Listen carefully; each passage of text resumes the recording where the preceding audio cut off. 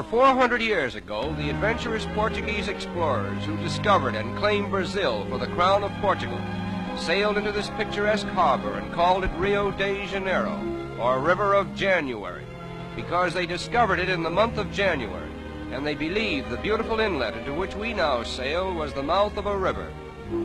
As we pass within the shadow of this gigantic promontory, known as Sugarloaf, we wonder if the white men who first saw it could have dreamed that it was destined to become the mighty sentinel of an enchanted metropolis with a population of over 1 million inhabitants and a reputation of being the most magnificent city in the world.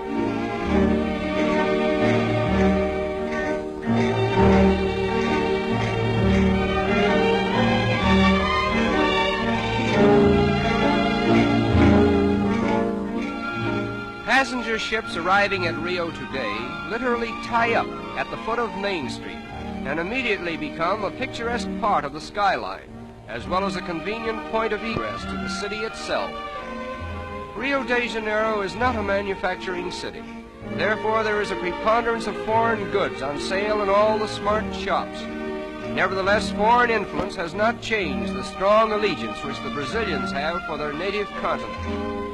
They proudly proclaim themselves South American, and they very much resent the North Americans' alleged monopoly of the word American.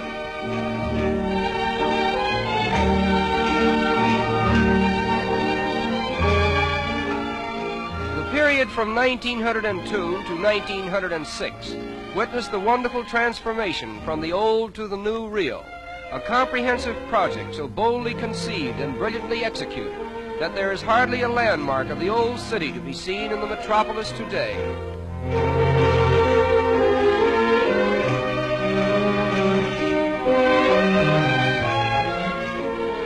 The most unique feature of the clean and spacious streets is the decorative mosaic work that adorns the sidewalks. Almost every block has a pavement with patterns so individual in design that one could find his way about the city by becoming familiar with them.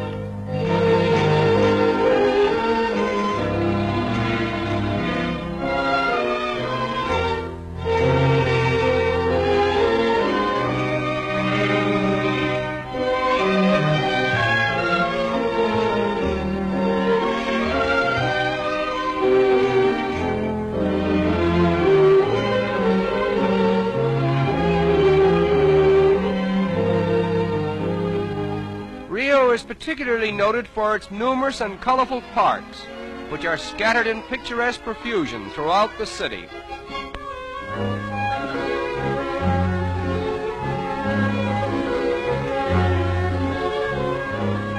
In 1808, the King of Portugal was forced by Napoleon to abandon his country and re-establish his throne in Brazil.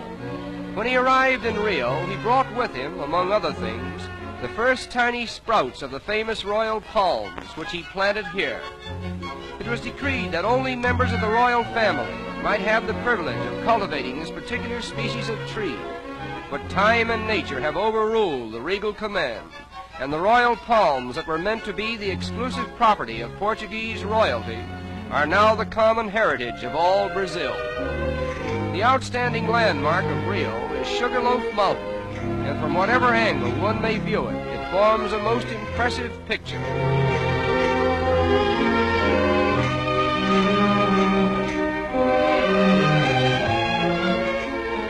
Swimming is one of the most popular sports in this pleasure-loving city. Consequently, many attractive swimming clubs have been erected along the picturesque shoreline. The architectural designs of these clubs are unusually distinctive, and many of them are actual reproductions of famous institutions in Spain and Portugal. Among the many fine boulevards in this city of splendor, the most beautiful is the Avenida Beira-Mar, with its marble promenade encircling the waterfront for a distance of 5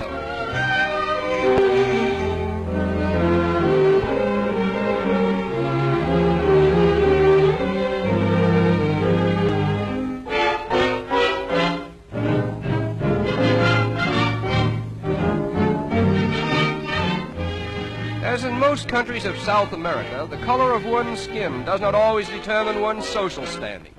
As a matter of fact, the racial color line seems to be so thinly drawn that it has become a haven of toleration for all races. Nevertheless, the Portuguese language still prevails.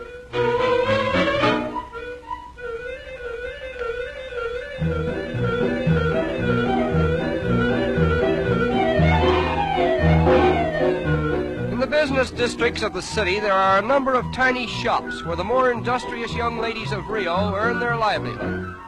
This is called the butterfly industry, in which the colorful wings of butterflies are immortalized by an art that was inaugurated here many years ago.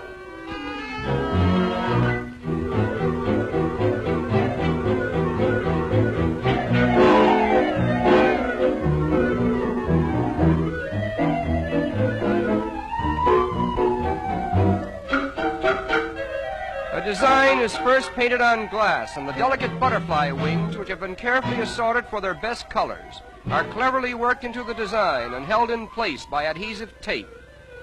Another layer of glass is finally placed over the tape, and the wings, thus preserved, will hold their lifelike colors indefinitely. There are over 700 different species of butterflies in Brazil, and they are much larger and more colorful than those of North America and Europe.